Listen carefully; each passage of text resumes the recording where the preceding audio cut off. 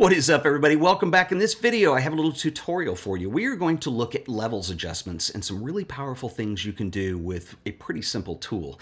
And most of you might be familiar with levels adjustments. If you're in an image editor, it's a tool that allows you to make global adjustments across your image in two ways. One, you can adjust contrast in the image. How black are your blacks? How white are your whites? And what does the contrast in the midtones look like? And it also allows you to manipulate color.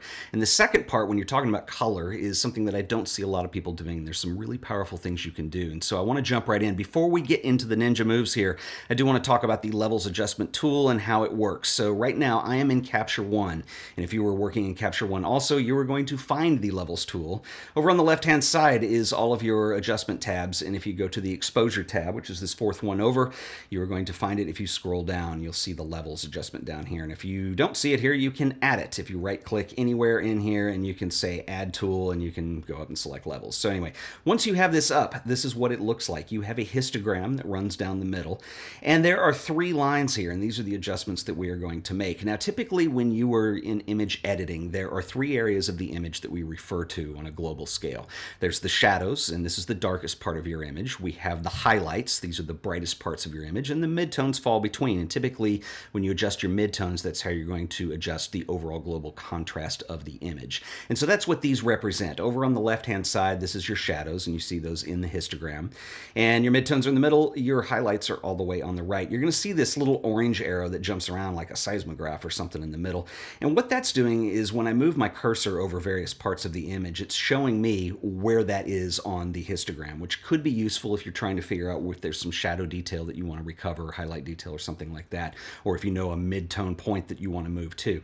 The other thing to note here is in Capture One, the histogram that is on the levels tool is static. It is not dynamic. If I zoom out, you're going to see that there is a global histogram up here. This one is dynamic. So for instance, if I crush the living daylights out of my blacks here, you're going to see that that histogram flattens out, whereas the one that is the overlay on the histogram, or sorry, the levels tool stays static. So that is really nice too, because you can see if you've swallowed some shadow detail, it's not moving around on you. You can see where it is to get it back. So this is how this works. Basically, you have these three lines in here, and on the bottom are these little hooks that you can grab onto and move. And if I move these, for instance, all the way over on the left, this is my shadow. So if I move this in, what it's going to do is it's going to darken up all the shadow detail in the image. I'm going to do something really drastic with it until you take it over to where there's pretty much no dynamic range left. And if I move the one on the right towards the center, you're going to do the same with the highlights. You're really going to brighten up that image and start to blow out highlights. And then the one in the middle, typically we use this when we adjust midtones to control contrast. And so if I move this to the right, you're going to see the contrast in the image increase. And if I move it to the left, you're going to see the contrast in the image decrease. So it opens up all the highlights and the shadows together at once. And if any time I need to reset this in Capture One, there is a little reset tool. It's this little arrow that goes back here, and I can just click that. Or if you want to do a quick before and after, and I'm going to do a lot of this in this tutorial, I can hold down the Option key, or Alt if you're on the PC, and then just hold down the reset button, and it temporarily resets it. So I can just do a before and after kind of thing, which is very handy to have. And those are on each one of these tools, actually. So it's really cool. If you just want to turn off your levels adjustments, you can do that. And so what we are doing is we are making levels adjustments on this global level here across the image. There are two more handles on the top that we can control too. There's one on the left-hand side. And if I move this over, what this does is this adjusts my black point output level.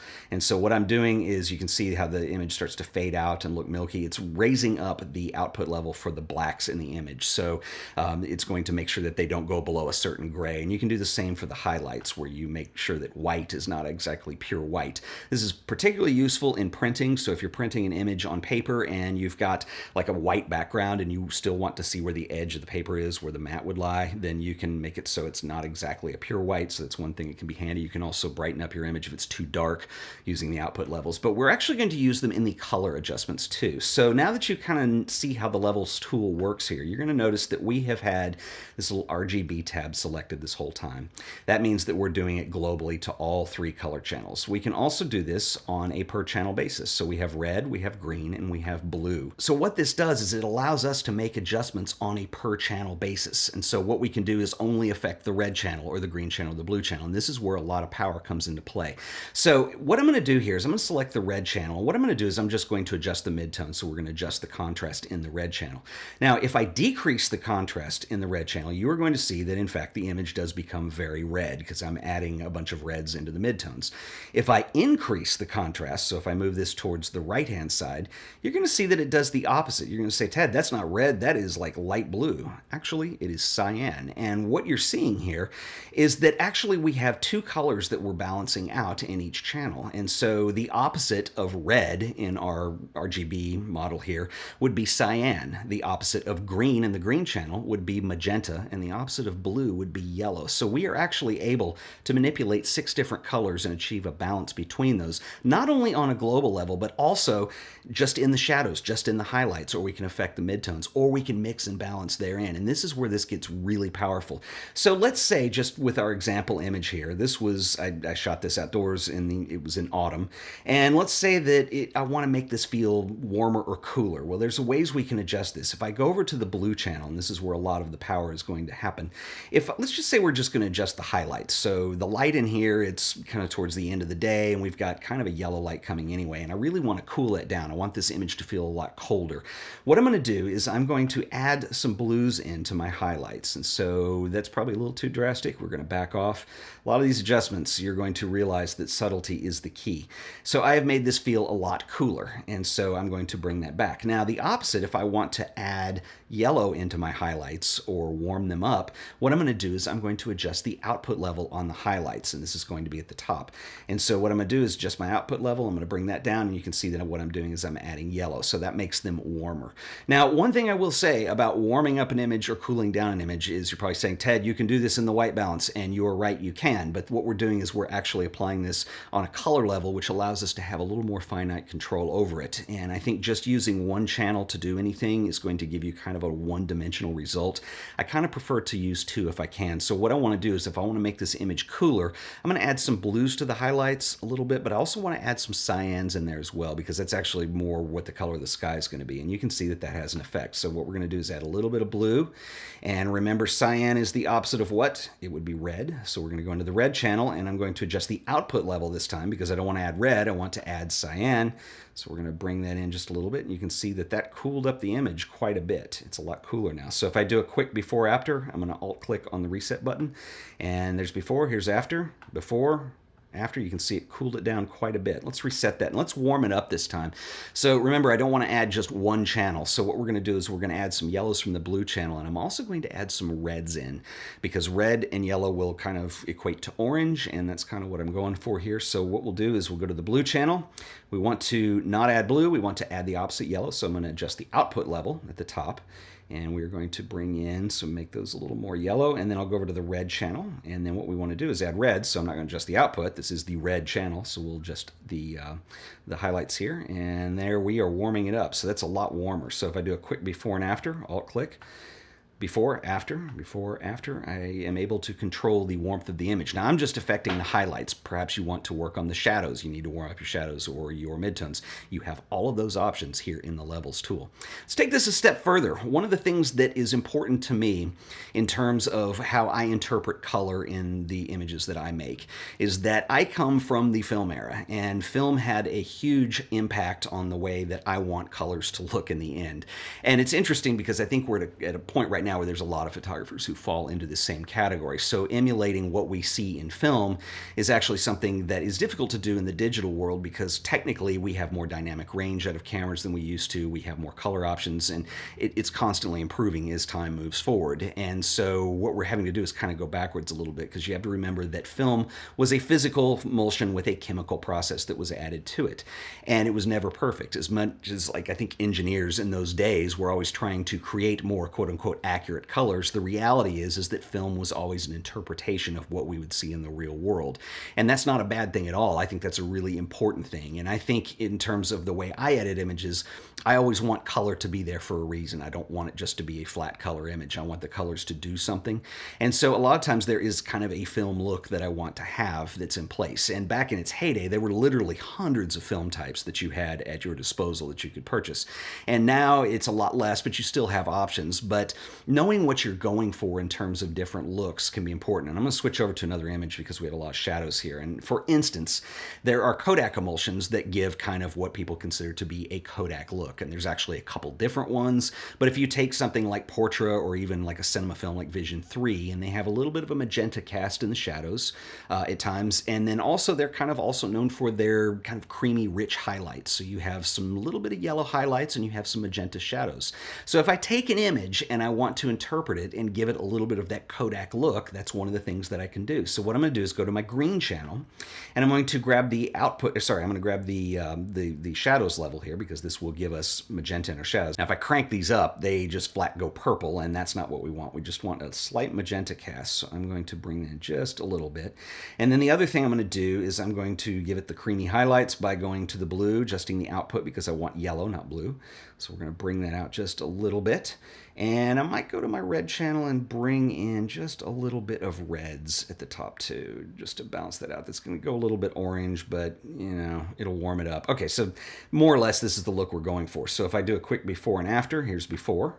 And here's after. Yeah, I've kind of Kodakified this image. Is that a word? Kodakified? Anyway, I've given it something that's a little more of a Kodak look. Now, I can tell you right now, just looking at this, it's probably a little too intense, and I'm telling you guys, a little bit goes a long way. So if you're going to add a little bit of magenta cast to your shadows, just add a little. It gets intense really quickly. The other thing that you might notice on here too is this is an image that was taken on one of my Fuji cameras. Excellent cameras, but the dynamic range and the contrast is nothing like what film looked like. So what I might want to go back and do is go out to my RGB channel, so all of them together. And what I'm going to do is I'm just going to raise the output a little bit on the shadows, probably to around 7 or 8. Just give it a lift there. I might add just a little bit of contrast in here. So what I'm doing is I'm essentially decreasing the dynamic range, and I might bring my highlights down just a hair. And this is a really quick way to emulate more of a film look, just using the levels. And I might go in and add some grain to this if I really want it to look like film, but I typically don't do that in digital. But anyway, if I do a quick before and after, let's see, let's alt click on the reset here. There's before, there's after. So now I'm starting to get more of a film look. I might even want to lift those even more. And it's a little too high, and this is kind of a shadow heavy image anyway. But anyway, I'm starting to get that look, and that's kind of one of the Kodak looks. You know, there's other looks too. Like for instance, Ektar kind of has a little bit more green tint to the shadows, you know, which would be opposite magenta. So if I go back into my green channel, let's take out the magenta and let's add a little bit of green in there, just a little bit. Now I start to get more of an Ektar look, and I'm probably going to, let's take the yellows out of the highlights, and I had some reds in there too. And so now we have kind of a green look to this. And if I do a quick before and after, you're going to see that we've kind of Ektarfied. I'm making up words right and left. But anyway, I made this look a little more like Kodak Ektar. Now, Ektar doesn't have that light of contrast to it. So remember, I'm not emulating a specific film stock. I'm just giving it a direction in that look in just kind of this global sense. So I'm just kind of pushing it in that direction. You can go emulate film stocks, but what I'm trying to show you guys how to do in here is to use a really simple tool like a levels adjustment to go in and start tailoring the image and balancing it out to what your subjective idea of what that image is going to be. Or as I've said over and over in the past couple videos, what is your intention as a photographer? It's a really important thing to remember, because the more experience you have with this, there's going to be an intent to what you're doing and the way you want it to look in the end. Another interesting look you could go for is something like Fuji Veliva, which had a slight blue cast in the highlights and a lot of saturation. It was a very saturated film stock. So what I'm going to do is I'm going to add some blues to my highlights, and a little goes a long way. There we go. And then what I'm going to do is bump my saturation up, and now we're starting to get into Veliva territory. It would give you really rich blue skies. And it's really interesting, a lot of the Fuji film stocks and how they were developed. My friend David Brookover's small side used to work as a consultant for Fuji back when they were developing a lot of these. And a lot of them were developed to look good under certain weather conditions in Tokyo because it was overcast a lot. And they would come up with a film that would kind of intensify certain things. And of course, then it takes taken out of context, obviously, when it hits the global level, and it's really interesting to see a lot of the different Fuji looks, but that's certainly one you could do. Another one that's kind of interesting is if we look at something like Fuji 160C, which actually had blue highlights and yellow shadow details. So if we go into the blue channel, what I'm going to do is I'm going to add yellows to the shadows just by bringing this over. So we're going to warm up our shadows, and then we want to add a little bit of blue to the highlights. So what I'm going to do is bring this one over like so, and I might even go for a little cyan in there just to balance that out. There we go. Now we start to get like this 160C look to it. And so if I do a quick before and after, here's before, here's after. So the main thing that I hope that you take away from this video is we're using one tool to perform a variety of edits, and I'm showing you different possibilities of what you can do. And we're not using presets to do this, we're understanding how to use the levels tool to do it. Ultimately, any image editing software provides a lot of different ways to do the same thing. In fact, you can go in and you can just use the contrast slider, you can use the exposure slider. We're using the levels tool because it's one tool that provides a lot of options with it, not only in terms of the balance in your image, in terms of contrast, shadows, and highlights, but also in color detail as well. And we're actually putting some color casts in to make these emulate sort of some classic film looks. And it's a really interesting exercise to do. And if you get into this habit and try it with some of your own images and try to emulate some of the stuff that you look up to, you're eventually going to start understanding how you can realize your intentions as a photographer, and that is really important. How you come up with a creative vision and how you see that through from start to finish. And that's ultimately the goal with all this stuff. Now, I know I've been working in Capture One, and there is no levels tool if you're a Lightroom user. They don't have a levels tool. They have a curves adjustment tool, which we will talk about in a separate video, and I'll show you to do some of these same things. But essentially, we've been working with the levels adjustment tool. If you're an Adobe user, they do have one in Photoshop. The only difference is the way they handle the outputs. It's broken down onto a separate graph, and so you do your output controls from there, but it's, other than that, it's the same tool that you see in Capture One. So anyway, give this a shot. Leave me a comment. Let me know your thoughts, what you would like to see in future videos. I want to get into a lot of color adjustment and a lot of editing stuff that's really practical. It's not just presets and how do you do gimmicky things. It's what I'm interested in is how do you really develop a statement as a photographer and a certain look that you want to go for, and something I'm pretty passionate about. So anyway, until the next video, I will see you guys then. Later.